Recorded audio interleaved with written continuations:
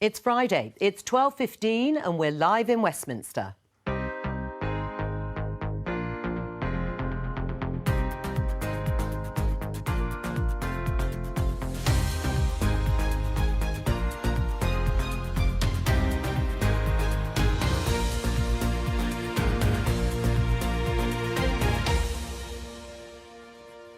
Joining me today, The Telegraph's Madeline Grant, Michael Walker of Novara Media, Rania Ramley, who's chair of Labour Students, and former advisor to David Cameron, Laura Trott.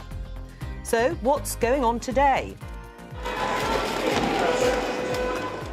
Foreign Office Minister Mark Field is suspended after this incident last night. We're down to the final two, so is it going to be gloves off or will they play nice? They're going to put us all, both of us, under the microscope, and when they look closely, they will say the right person is Jeremy Hunt. And why has this local council opened a car showroom? Let's return to that story at Mansion House last night. Just to explain, this is the annual speech given by the Chancellor, Philip Hammond. Protesters stormed the building and the event where people were gathered to have dinner. Let's just show you once again and in full what happened involving the now former Foreign Office Minister, for the moment he's been suspended, Mark Field.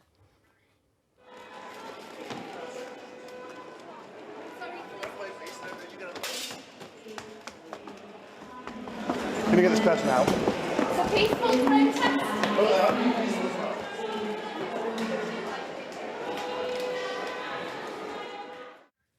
The woman being removed there is a Greenpeace protester. You could hear her saying it was a peaceful protest.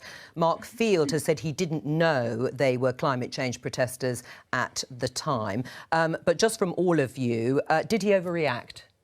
My instinct is yes, he did overreact in the sense that looking at that footage, it seems to be a disproportionate use of violence. But I'm also very wary of jumping to conclusions and attempting to kind of, seek windows into a man's soul, as it were, when we have no idea how any of us would react in that situation. And we shouldn't forget that, MPs have been killed.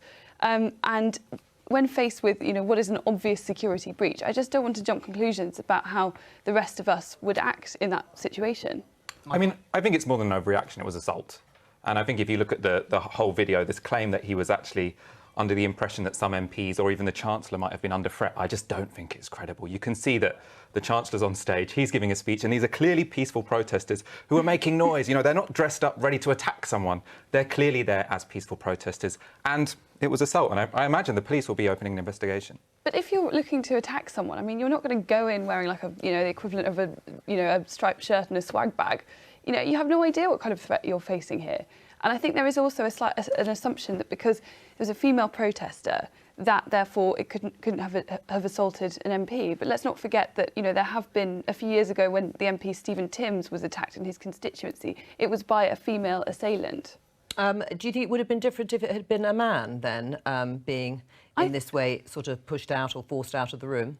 I think so, yes. I think if it had been a man, it would have been different. But I also think that it might well have been different had it been, let's say a left-wing MP attacking a female Brexiteer protester. It's one of those issues where it almost speaks to the divisions in our society, the kind of growing culture war. People look at that footage and they seem to see something differently depending on what their politics are. What did you think, Rania? I think just as a young woman in politics, someone who's had to face a lot of misogyny that we see in politics, I found it quite shocking. I also found quite shocking the fact that there were people in that room who didn't do anything, who sat back and let it happen. And I think that tells us a lot about our society and the approach we have towards women and violence against women. I think he needs to have the whip removed. I don't think the suspension from the Foreign Office was enough. So I just think it's an awful assault. And like Michael said, the police do need to get involved and launch an investigation. As I understand it, a complaint hasn't been made yet to the police. That may happen. We don't know. Laura? It's deeply uncomfortable viewing. I mean, the other point about this is that there were people there whose job it is to look after and protect the Chancellor. So the Chancellor is a protected office. He will have security people there surrounding him.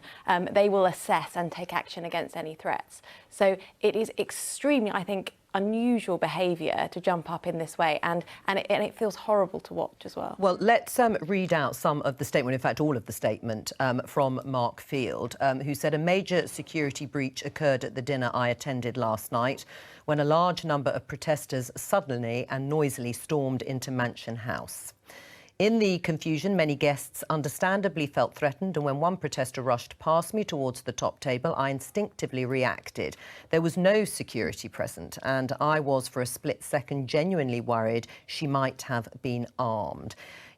As a result, I grasped the intruder firmly in order to remove her from the room as swiftly as possible. I deeply regret this episode and unreservedly apologise to the lady concerned for grabbing her, but in the current climate, I felt the need to act decisively to close down the threat to the safety of those present. In view of the publicity around this incident, I am referring myself, had already done that, to the Cabinet Office to examine whether there has been a breach of ministerial code and will, of course, cooperate fully with their investigation. Well, of course, just to confirm, as we now know, he's been suspended from his ministerial role in the Foreign Office, but not been suspended from the party. Does that change anybody's mind, having heard that statement? Well, I just want to push back against this idea that because they'd breached security, it was unclear whether they were going to hurt someone. There's a long history of peaceful protest in this country, and it follows often a similar repertoire, which is that you enter a building you're not supposed to be in and you make a lot of noise. And I think most people involved in politics and most of the public will recognise what's going on there. It's people who think they've got a point which needs to be heard and they're willing to break a couple of rules to do it. And those situations, I mean, I can't think of any examples of those situations ending in protesters attacking anyone else. So the idea that he was acting in any way in self-defence, I think, is nonsensical. How would you be able to necessarily tell from being in that situation? And none of us were there. How would any of us be qualified to know what seemed like a legitimate threat at the time or not? I mean, I'm not saying one way or the other. Having seen the footage, I don't think it's not clear enough for me to be able to determine Mark Field, his moral legitimacy as a human being. I feel I don't have sufficient information to do that. But there's definitely a heightened sense of nervousness amongst MPs. I mean, that is definitely true. And it is horrible because it means that there are overreactions in many cases. The thing about this is the fact he carried on. You know, this is a protester who's behind him, and you're right, he may have just, jumped, turned around. The fact he then frog marched her out of the building when she's clearly not armed or anywhere to try and attack the Chancellor. From where he was sitting. But he carried on. That was the thing, he carried on, because you're right, like you can tell the kind of jump around, but oh my God, who is this person? But then to kind of push her and by the throat out, it just feels very uncomfortable. Yeah, I know. It felt very uncomfortable to watch, and I agree. I just want to be careful before we leap to the conclusion that here's a devious misogynist who, and some of the stuff I've seen on Twitter, people basically saying that here's a man who probably has done worse to women in private. It's an awful leap to go from this particular situation, which none of us were actually privy to properly. All right, let's leave it there. Let's move on to the Conservative leadership contest, and then there were two. Let's have a look at the front pages of some of the newspapers. The Daily Mail, first of all. Boris gets his revenge. That is, of course, referring to Michael Gove, who is now out. It's Johnson in The Guardian versus Hunt, but was the result fixed? We then have The Times, dirty battle for number 10, and the Daily Mirror, The Liar versus the NHS wrecker. What a choice posed by the Daily Mirror. Laura, what kind of contest is this going to be between Jeremy Hunt and Boris Johnson? Unfortunately, I think probably a lot less interesting. I think it's probably going to be less of a fight, I would imagine, than if it had been Boris versus Michael. Jeremy is an incredible minister and a very nice man, but the Conservative membership is overwhelmingly Brexit, and they will not trust, in my view, someone who voted Remain in the 2016 referendum. And they've gone through that before. Jeremy is very firm now on the need to leave, but I just think the polling overwhelmingly shows it's going to be Boris. What's the prospect like for you? Frankly, I think they're just as bad at each other. I think at the end of the day, our country is at a cliff edge, and the Tories are spending all this time fighting and arguing against each other. I think when you look at their records, Jeremy Hunt's record as Health Secretary led to massive cuts in the NHS. Services like mental health were massively destroyed under him. And similarly with Boris Johnson, the fact that we have a young woman who is still in prison in Iran should immediately disqualify him from this race. He doesn't have the credentials to be Prime Minister. And I think the only other thing was, at the end of the day, they're both pledging and have floated the idea of no deal.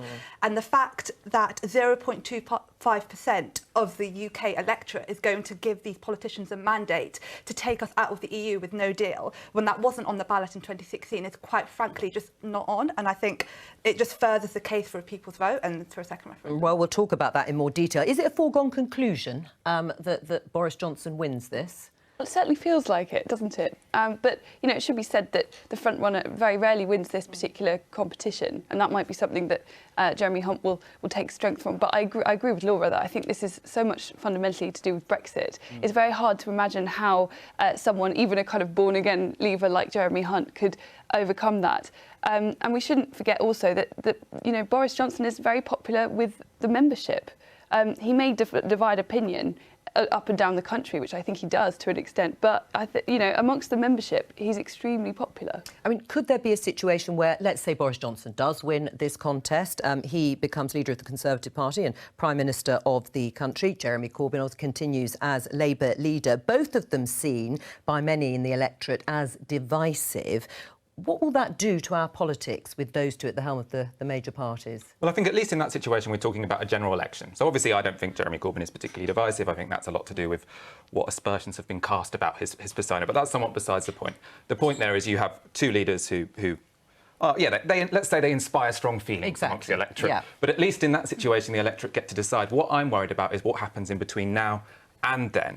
And there's a real problem with it being Jeremy Hunt versus Boris Johnson, in that there's no interest for any Tory MP to really put any scrutiny under Boris Johnson because they know that he is going to be the next Prime Minister. And that means someone with all these skeletons in his closet, someone who has not been clear about what his plans are for Britain, is going to become Prime Minister without anyone scrutinising him. I mean, when you say skeletons, I think they're all out, aren't they?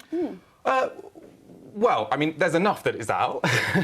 I think more important, though, is putting him down on what is his plan. So this is someone who is not telling us what his plan is for Brexit. And I think in a situation where there had been Tory MPs who thought he could be defeated, they would potentially be exploiting that to try and get their candidate to win. Now it's a foregone conclusion. I don't see the advantage of any Tory MPs really pushing him to say, what is your plan? How are you going to do this? Or are you just going to keep bluffing until the 31st of October and hope for the best? Because that's not really good. The thing that I think is going to make the difference, though, is they are doing an extraordinary number of hustings. I mean, huge number 16. Yes, and there are, you know, many of them are going to be televised with a large audience. Yeah, they're being live streamed, I think, aren't there they? is absolutely the large no audience way. might be a bit presumptuous. No, I think it's actually been incredibly popular. You know, they're signing up. The CCHQ are looking for bigger venues. But, you know, he is going to be forced to spell out a plan and to spell out, you know, what he thinks about the economy, about, you know, various domestic issues. I mean, whether he'll actually get around to doing any of them is another question. But and I think that process will force that out a little bit more. I mean, I think I disagree with that a bit because I think that at the end of the day, they're not appealing to the general public. They're appealing to a very small proportion of people and people who aren't representative of the UK population. No, but that's obviously how the contest is run. So in that sense, they're going to do that, aren't they? But I don't think for that reason, I don't think we're really going to get much from the candidates in terms of their plans for Brexit or the economy or the actual real issues facing people across this country. Well, let's go to Brussels where we can talk to Adam Fleming to talk about the summit there. Theresa May was there, but Brexit, did it appear? It did right at the end after they talked about climate change, enlargement, the EU's top jobs, the Eurozone, and right at the end they spent 12 minutes talking about Brexit. And the 27 leaders got an update from Donald Tusk and from Jean-Claude Juncker, and then those two came and updated us in the media. And here's what they had to say. Warning, it wasn't very exciting. Maybe the process of Brexit will be even more exciting than before, because of some personal decisions in London, but nothing has changed when it comes to our position. And in terms of their position, it is the same as it's been for quite a long time now. There is room for manoeuvre to change the political declaration, the document that spells out the shape of the future relationship and provides a roadmap for the next phase of negotiations after Brexit has happened. But the withdrawal agreement, the divorce treaty, which, as we all know, contains the backstop, is not up for negotiation. And I should just say, my colleagues at BBC World, they managed to doorstep Donald Tusk on the way out of that press conference. I had an ear out in the scrum, and it sounded like when Donald Tusk was asked if he thought the UK was wasting the extra time it had been given, the extension to the Brexit process to the 31st of October, that he said yes. So I think he thinks that the UK is not making the best use of the 6 months extra time they were given. Right. I mean, obviously, that's what they say officially. That's what politicians here always point to. But certainly listening to Leo Varadkar yesterday, he didn't seem very keen on any idea of an extension. And in the end, the EU would have to agree to it too, as well as the new Prime Minister asking for it. Yeah, so there would have to be a request from the UK, and then there would have to be unanimous approval by all the 27 other countries that there would need to be another Brexit extension. The thing you hear quite a lot here now is on the EU side is they say our businesses are getting in touch with us saying another extension is just a prolongation of uncertainty. Maybe it would be better to just rip the plaster off and get it done with. And so people are saying another extension from the EU side wouldn't necessarily be guaranteed, although there hasn't been a request, and October the 31st is still quite a long way off. The other thing that I've been hearing from a few people, not necessarily senior people with lots of influence, but observers of the process, they're saying, hang on, why are we potentially going to face a no-deal solution situation in 4 or 5 months on the Irish border, when actually you could put in a time limit to the backstop of 4 or 5 years and delay the whole thing, and maybe that would be the lesser of two evils. Really interesting that that's just a sort of meme, an idea that is starting to circulate. But of course, definitely not EU policy, and definitely not a sign from anyone important that the new Prime Minister could get a time limit on the backstop. And it's just an interesting little thing that I'm hearing. A little nugget. We'll see if it develops into anything bigger and more significant. Just finally on Theresa May, prolonging the agony because there's going to be another summit or dinner. Yeah. So all those times yesterday, and all our colleagues said, Theresa May's here in Brussels for her last summit. No, not so fast. There's going to be another summit on Sunday, the 30th of June. It will be a dinner, and it will be to sort out, finally, some nominees for those top jobs. President of the Commission, of the Council, of the Parliament, of the European Central Bank, and a new foreign policy chief. And Donald Tusk told the leaders this morning that if they don't decide on Sunday night, he will keep them here and make them decide over breakfast on Monday morning, the 1st of July. Right, well, that's something to look forward to, isn't it? Another all-nighter in Brussels. Adam, thank you very much. So, Madeleine, no deal is looking much more likely. Yes, it is. Although I think he was quite right there to highlight the potential softening that could be reached on the backstop of some description. I mean, what they chose not to do was to go in and badmouth the likely future Prime Minister of this country, which, given his prominent role in the referendum, they could very easily have done that, but they chose not to. And meanwhile, you have Leo Varadkar saying, I have all the patience in the world, but the rest of the EU heads of state do not. But ultimately it comes down to the fact that literally nobody wants a hard border, and I'm sure they are looking for ways in which they could tweak the wording, tweak anything, and they have also been softening their position somewhat on the potential technologies to create an invisible border. It's all very subtle, but there do seem to be signs that things aren't quite as unmovable as we thought. Do you think Boris Johnson would seriously, I mean, he says he would take Britain out of the EU without a deal, but there are those suggesting he wouldn't actually go through with it. Would he? I think he'd have to. I absolutely think he'd have to, because otherwise, I mean, if the Conservatives go to another general election without having done Brexit, we are toast. And I think if we get to October 31st and he doesn't follow through on his word, he will have riots among certain parts of the Conservative Party, and particularly amongst ERG MPs. Right, and the problem is that Parliament says it can and could find a way to block no deal, but in the end, that will still be the default position. Yeah, well, I mean, I think the only surefire way that Parliament can stop a no deal is if there is a vote of no confidence, and we've seen that when it comes to issues of confidence, or when it risks a general election, Tory MPs, the rebellious ones, tend to become a little less rebellious. So I'm not that confident that Parliament would step up to stop a no deal in the only way it really can. I mean, we might see amendments put forward on legislation which would bring the agenda back in control of Parliament. But I mean, it's also been said that if Boris Johnson becomes Prime Minister, he could just not put forward any legislation until the 31st of October, so there'd be nothing to amend. Right. I mean, in terms of what he could get in an agreed settlement, though, I mean, we had the Irish Senator on, Neil Richmond, earlier saying absolutely no to any renegotiation on the Irish backstop. And in the end, that's all that Boris Johnson is going to change, isn't it? If he can, is the Irish backstop. Otherwise, the agreement stays the same.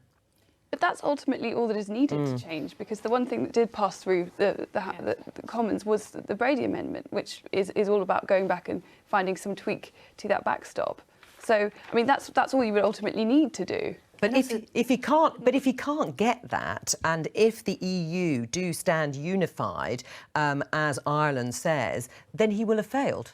Well, the whole situation is just slightly preposterous, because if we crash out with no deal, then there will be a hard border there anyway. So the whole way through, it makes sense for everyone to have some renegotiation around this. So, and there does seem to be some movement, as Madeline rightly said, in that direction. So there is a slither of hope. But the problem is Europe hate Boris Johnson, and I've said so repeatedly, not today, it's absolutely true, but have in the past. So whether they'd be willing to do that deal with him, I don't know. Right. I mean, I suppose there is a crumb of comfort for people like you, Rania, who want a second referendum, that there is talk, even from the Evening Standard, George Osborne's the editor of the paper, backing Boris Johnson, saying that maybe in the end, if there is an impasse and it continues in Parliament, they'll have to call a second referendum.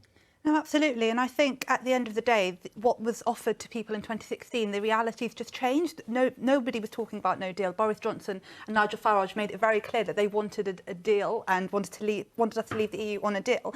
That's not the case. Parliament is deadlocked. Our politicians have failed to come to a conclusion. And the only way to get this through is through a people's vote. And I think it's been quite inspiring to see all the young people in groups like Labour Students and For Our Future's Sake that have been really pushing this and making it really clear that this is our future. So who's been the block on it in the Labour Party? So I think a lot of young people have been at the forefront of pushing this.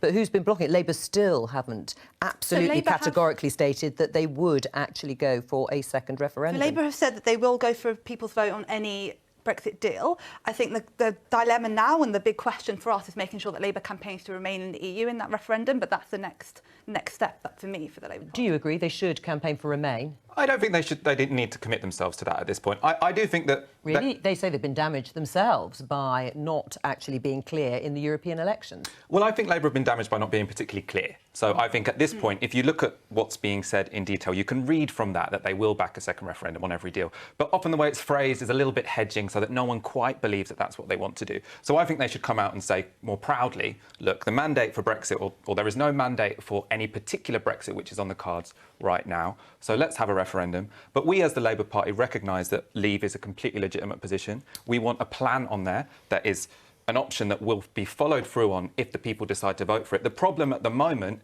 is there isn't a mandate for any particular Brexit.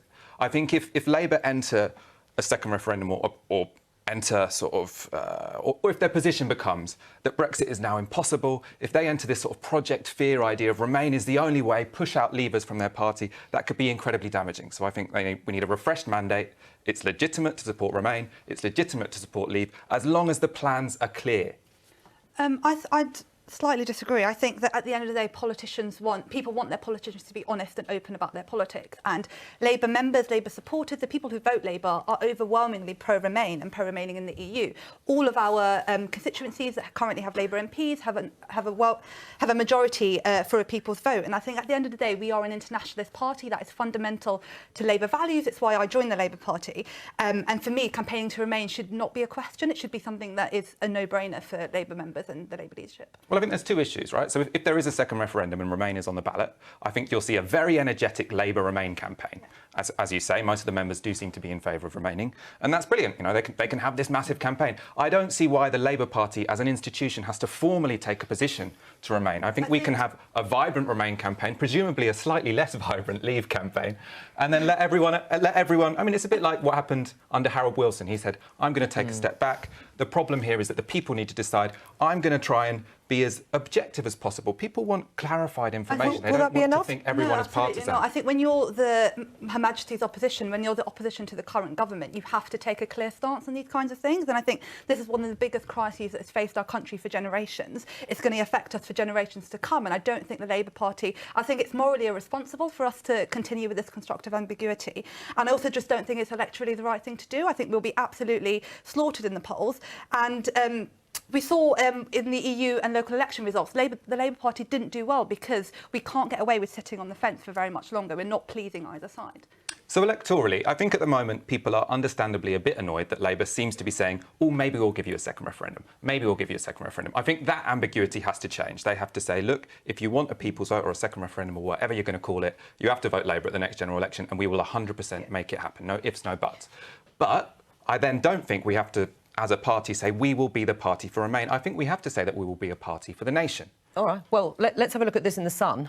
They're reporting jumping Jez, Jeremy Corbyn to be ambushed by hundreds of Labour branches demanding he commits to reversing Brexit. A staggering 287 branches have signed up to a motion. Is that including your area? Has your branch signed up? I don't think they have. We haven't had our AGM yet. So. Right. I mean, what do you say in response? They don't think it's credible to sit on the fence for the Labour leadership in this. Well, if at Labour Party conference in September, a motion comes forward that says Labour should 100% put all of its weight behind Remain, and that wins, that will become the position of the Labour Party. I personally don't think that is a sensible position for the Labour Party, but it's a democratic party, and if that's decided, then fine. I'm sure the party will go forward with that. I agree. I think party conference will pass, and I think we will come to a position where party conference will pass legislation saying that we will be a Remain party. I think our membership reflects that. But I think, firstly, I think that might be too late. I think we need something. We need to do something now. And I think also, most importantly, Jeremy Corbyn stood on a platform of mobilising members, of mobilising us to speak out about policy and being a grassroots movement. This is fundamental. It's one of the most important issues. Can I just say, what about the Remain side on the Tory, in the Tory party? I mean, would they be ready for a referendum in that sense, another referendum? Wouldn't they be outgunned to some extent by the Leave side? The Remain contingent within the Conservative Party is the minority by some distance, and I think that strong in as was is not really ready to kind of, pick up and start all over again. So no, I think it would be starting from a very low base. Right. I mean, and that, of course, the campaign slogan for another referendum for the Leave side, particularly if it was Boris Johnson and he was running on Leave in that second referendum, presumably he would be calculating it would be an even bigger majority. Well, presumably so, but it was very interesting to hear this debate between, two conflicting left-wing viewpoints, because even though I think the Conservative Party is in a very difficult predicament because of Brexit, because there is a sizable and untalked about minority of Remainers. I think the crisis facing the Labour Party, as we heard, is far greater. There are essentially two Labour parties now. We have this paradoxical situation where a party that's led by a man who himself is deeply Eurosceptic, but pretending to be somewhere in the middle. You have the old Labour, which was traditionally working class, which is far more Eurosceptic than the new Labour, which tends to be younger student activists, more urban and probably better off and a lot more middle class. And they outnumber the old working class Leave numbers now if you look at the membership. But in terms of strategic constituencies, there are many, and that was these are the seats represented by the scores of Labour MPs who wrote to Jeremy Corbyn recently urging him not to take up the second referendum. It's very hard to see how, now that Scotland is in the hands of the SNP and looks likely to continue, how the Labour Party would be able to win any kind of majority without those strategic Leave seats.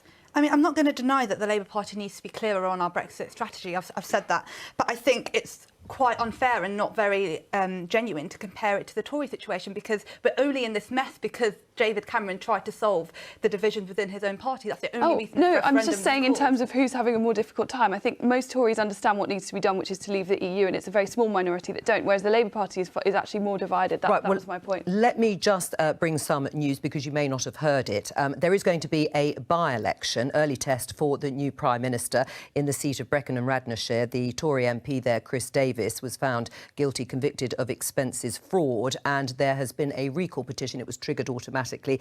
You need 10% of the electorate there. Well, in fact, I think it reached 19%. Now, the Liberal Democrats, I can show you this tweet from Jessica Elgott in The Guardian. She says the Lib Dems will throw the kitchen sink at it, Brecon and Radnorshire. The new PM will have a majority of just 3 if the Tories lose, and we know of at least 2 Tory MPs currently so frustrated that they spoilt their ballots. That was in one of the rounds of voting. What are your thoughts about this by-election? That is not something any new Prime Minister wants, especially with a government that's been in power, in different forms for 9 years, with a newly insurgent Liberal Democrat Party with a new leader. It's going to be very, very tough, and it is not going to be welcome. All right, let's move on. First of all, have any of you got an electric car? I don't have a car. You don't have a car? I can't drive either. Oh, well, you're not good for this question, Miss Banner. I have a car, but I have 3 children, so it's not an electric one. It's a big one. Well, make sure you watch this, because at the moment, electric cars only account for 1% of car sales, but the government wants new petrol and diesel cars banned from 2040. Have a look at this from reporter Robin Markwell. I drive an electric car because they're awesome and fun to drive. I drive an electric car because of the convenience. I drive electric cars because they're healthier, they're cheaper to run, and they're really good fun to drive.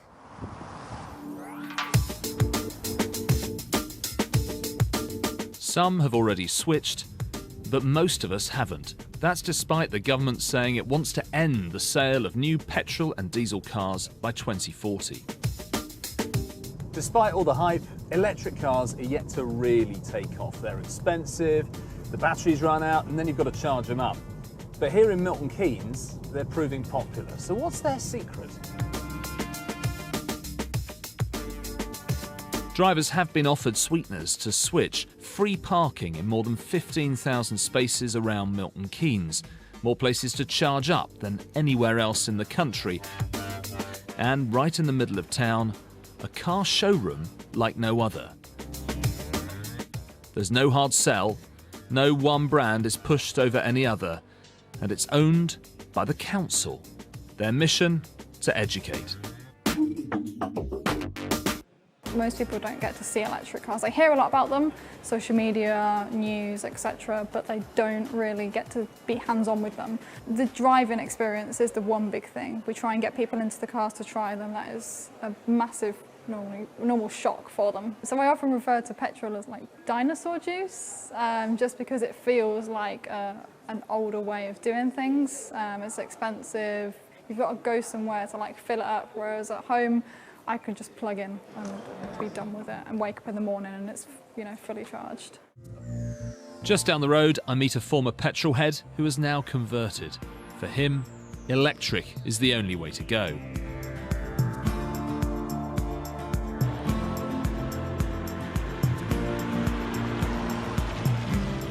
So why aren't more people going electric then?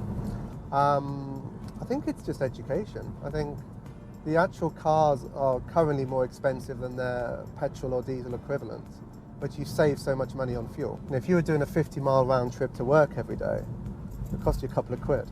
Whereas, it costs you 4, 6, 8 times more in a petrol car. So you're never going to run out of fuel in Milton Keynes? Not in Milton Keynes, no. Well, what about the rest of the country? Well, they need to copy what Milton Keynes is doing. The more people that buy electric cars, the infrastructure will grow in line with the number of cars on the road. It's just about just drive one, realise how easy they are to drive, how enjoyable they are to drive, and the anxieties will soon go away. There's no doubting the ambition of Milton Keynes, but it did have a generous grant from government to pay for the test drive centre and some of those charging points.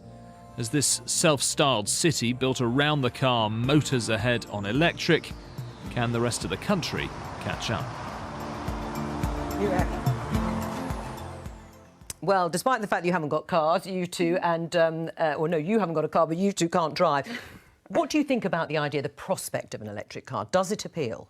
I think it does. I think it's a step closer to reducing carbon emissions. I think our planet is at risk. That's become very clear, and it's become it's been put on the agenda over the last few months. So I think it's a very positive move, but we need to make sure that these cars are accessible, that there are charging ports, that the local authorities have the funds to be able to provide the charging ports. So there is still a long way to go. Right, because the figures on the infrastructure are pretty poor. Yeah, in order to make this a reality, you need a government with a policy, and the prospect of a government who can do domestic policy is very far off at the moment. So I think this is going to be quite a long time coming. I mean, should this be turbocharged, this whole area? Bearing in mind climate change, for many people it's an emergency. We should be doing as much as we can.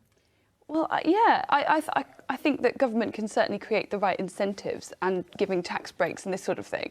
But it's also proven that in America, where Elon Musk has been developing this technology to its fullest extent, it proves that you need someone with a great idea and a fantastic marketing campaign, and people will start to buy them. And that's how we're going to make them mass available. It starts with the early adopters who are willing to pay above board, and then gradually the product can be rolled out and servicing larger areas of the country. Right, should there be big subsidies, government subsidies? Would this be a policy the Labour Party should adopt fully? Well, I think you could have subsidies. I think more important is you have an industrial strategy, a joined-up strategy. So, yes, we need more charging points. I think also we should be trying to lead in exporting electric cars. I know we're going to talk in a moment about Saudi arms, but I think we can link these two things, because in that conversation there's the idea that we export arms and we need those jobs, we need that money. We can, as a country, lead in the industrial revolution to green our economies, and this is an opportunity we should be grasping, even if I can't drive. Right. I mean, if the idea though is to phase out by 2040 petrol cars, is that quick enough, or should it be brought in sooner? I just don't think it's realistic at the moment. You know, that we need to be taking action now. There is no sense of urgency within government to do this because they can't pass legislation to do it. So I think there's going to be drift on that almost inevitably. Right. I mean, they're talking about several billion in order to put in the sort of infrastructure that would be necessary, and not just in sort of city areas. Is that a priority, and should it be a priority for new government or opposition? Well, my family live in the countryside and they barely have internet. And they've been working very hard. You don't have to actually live in the countryside to not have any internet. Ours isn't very good either. The idea of any broadband, let alone super fast broadband, would be great. And they live in Warwickshire, you know, they don't live in the Grampians. I feel that if a government can't yet provide Wi-Fi to everyone in the country, I think getting an electric charging point at the end of every drive is going to be a bridge too far. But there are also issues with the technology. In terms of consumer take-up, studies suggest that people need it to go about 300 miles. Yeah, because 150, exactly. I think, isn't it? I mean, you can understand people's range anxiety, as they call it. But is it something that's being discussed in your circles, something that would be taken up? I mean, as a young person from London, not many of my friends have cars.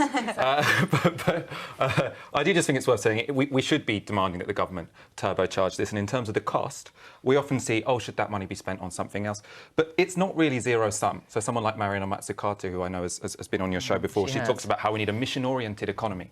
And if we invest all of this money, if the government intelligently invests this money in turbocharging a green technological revolution, that isn't just money that's lost. That will be got back in tax revenues, because that will create jobs and that will turbocharge our economy. It does rely on the government having perfect knowledge, though, which is some of the investments and some of the decisions, particularly on things like diesel cars. A few years ago, we were all being told to buy them and now we're not. Well, I'm not sure if I would trust them to be able to think that strategically and effectively without wasting all our money. I think also we can have these conversations about sort of the realistic, how realistic it is. But I think at the end of the day, what we need most importantly is political will from the government. And I think when that's there, then we will be able to have mass investment, like Michael mentioned. But I think fundamentally, it's just having that political will and those people who are willing to make those decisions. I mean, should there be more of a campaign against petrol and diesel cars? I take your point, as does everybody else, that obviously they got a sort of misleading messages or total mixed messages on diesel cars in order to soften up the population to move away. No, because people need their cars. I mean, people need to, and you know, public transport is not good enough. People need their cars to get to work. I think demonising drivers would be a very bad thing. I think people will use electric cars as soon as they are easy to do so and they have guaranteed charging points, which are all the same. At the moment, you've got 3 different types of charging points at every petrol station. You don't know whether they're there, whether they're not. It's very confusing. All right, let's talk about Saudi Arabia. You mentioned it, and this was a court case in the Court of Appeal. UK arms sales to Saudi Arabia unlawful, said the court. Was that the right decision? Absolutely, and I think the court verdict was incredibly damning. So what the judge said is that Hunt, who was it? Hunt, Liam Fox. And who is the international trade who is the international trade secretary? Yes. Anyway, the government, they made no attempt to look into what would be the consequences of selling these arms to Saudi Arabia. They made no attempt to look into whether or not Saudi Arabia was breaking international law. And what we've seen is that this war has been a complete catastrophe. Since it started, we've licensed £4.7 billion worth of arms exports to Saudi Arabia. 100,000 people have died. The Saudis have killed 2/3 of people from airstrikes. I mean, I think there's only 12,000 who's died directly from airstrikes. It's mainly because they've been bombing civilian infrastructures. They've been following food ports, or bombing food ports. And Britain is completely implicated in this. And every argument as to why we should continue selling arms to Saudi Arabia, I think, is defunct. It's not the case that other people could sell these arms to Saudi Arabia, because they've got, you know, our planes and we service them. There are British people in offices in Saudi Arabia advising people on this war that they're conducting over. Right, but actually they didn't go for an outright ban, the court, and actually the government's appealing. Well, I think absolutely it should be banned. It should be fully banned. This has followed our country around for decades.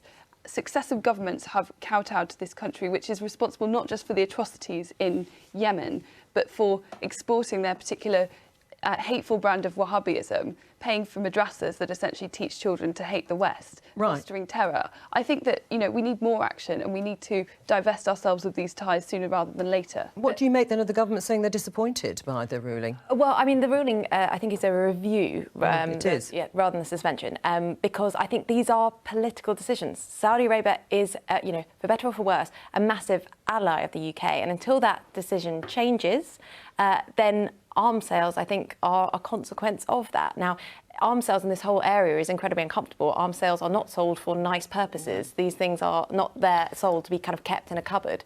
But I think, you know, it's a messy discussion, but there's international diplomacy involved in this. And as an ally, not selling arms to them would be a peculiar decision. Do you accept it's more complicated? I mean, the Master of the Rolls said the decision of the court today does not mean that licences to export arms to Saudi Arabia must immediately be suspended, as Laura has said, but reviewed. He added that it did mean the UK government must reconsider its policies and assessments. Do you agree that this is not an easy area to make those decisions? Of course it's not an easy area, and politics is not easy, but I think despite the fact that, like Laura said, they may be our allies, but I think we need to really look at the current state of politics at the moment, and we need to really assess what our values as a country are and be quite frank with our allies. And this is similarly with sort of the willingness of the UK government to roll out the red carpet for Donald Trump. These people are fundamentally disengaged with sort of UK values. Did you feel the same about when the Chinese president came? I mean, absolutely, yes. And so you should you think there should be no diplomatic connection or rolling out the red carpet, as you put it, for either Donald Trump or Xi Jinping or... I think on individual cases, the government should be very frank and very open about what our values are and willing to hold our allies to account. I don't think we can be silent on these kinds of things. Does that work in diplomatic circles? No, I don't think it does. I think that you need, you know, we are a trading nation. We are involved in a complex web of international diplomacy. And I think these relationships need to continue and conversations need to continue in a way which is constructive and in the best interest of the UK and can't be just virtue signalling the whole time. An honest conversation is important, but we need to do it in the context of what's best for Britain overall. I think there's a problem here because you made out the idea that we have to sell them weapons because they're our allies. There's also the question of, are they our allies because we sell them weapons? And given the fact that tens of thousands of civilians are dying, I don't think we really can justify that on economic terms. I think that would be a very immoral but also dangerous way of looking at the world. I think people are rightly asking questions whether our alliance with Saudi Arabia makes our country safer, whether it makes the Middle East more stable. I think all the evidence suggests it doesn't. And for that to fund... I don't think peace in the Middle East is worth... Well, I don't think peace in the Middle East is worth £4.7 billion of UK exports. So I do think we need to change our priorities as a country. And what about the number of jobs and the number of people who are employed by BAE Systems? 34,000 people in the UK and, as you say, nearly £5 billion worth of exports. That may become very important in a Brexit world. That's certainly true, but I also think that Saudi Arabia's role in the world, as other sources of oil have been discovered, and what's happened in America has been to a huge amount of shale fracking, which has left them less dependent on Saudis for oil, has essentially means that their global standing will be diminished. And I think that's the direction of travel anyway. And so I do think better to avoid giving them the kind of diplomatic push-up that we would be giving them by continuing to do business. And I agree with Michael, I think that it's created far more problems for us strategically than the gains that we've had as a result. Right, but without an outright ban, conceivably the exports will continue, won't they? Yes, absolutely, until there is a change in the law. And I think that there is no indication that there's going to be a strategic change in terms of the country's approach to Saudi Arabia. So I would expect that things will continue as normal until there is a ban, although the UK government said it's reflecting on the judgment. So what next then, really, for the campaigners? Well, what I hope is that this will start causing electoral problems for the Conservative Party. So I think one of the things that has underlined the British relationship with Saudi Arabia over this period is, one, that they're a great customer for our arms exporters, and also the British public don't really vote governments in and out of office depending on their allegiances around the world. So I think if this can be the start of a huge public campaign to say this is completely unacceptable, this is not the kind of country we want to live in, we as a country can make a choice about the impact we have in the world and what we export to the rest of the world. Do we want to be a leading economy in green technology, or do we want to be a leading economy in exporting arms to war criminals? Do you think that's likely under whomever is the next Prime Minister, Conservative Prime Minister? I think it's unlikely. I think there is a judgment call on how you best make changes amongst your allies and people that you want to work with, and whether that is a very public reaction to something, or whether it's private conversations, diplomatic done over time, which exerts pressure. And I think the UK has in recent years taken the latter course. Might be right, might be wrong, but that's a course I think will continue. From all of us here, bye-bye. Have a lovely weekend.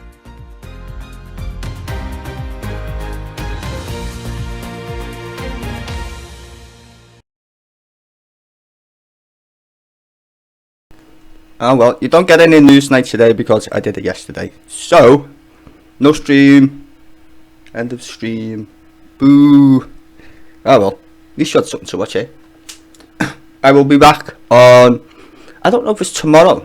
There's supposed to be a hustings thing. Now, I'm not too sure if it's tomorrow or next Saturday, so I'll have to check. But if it is on tomorrow, the hustings, I will be streaming it, so keep your eye on your YouTube notification bell thingy, just in case. But if not, then I'll see you guys on Sunday for Andrew Marr show, as per usual. So I hope you all have a good weekend and all that jazz. And yeah, I will see you soon. But I might upload Newsnight tonight, depending. Maybe, I don't know. Anyway, see you all later. Bye.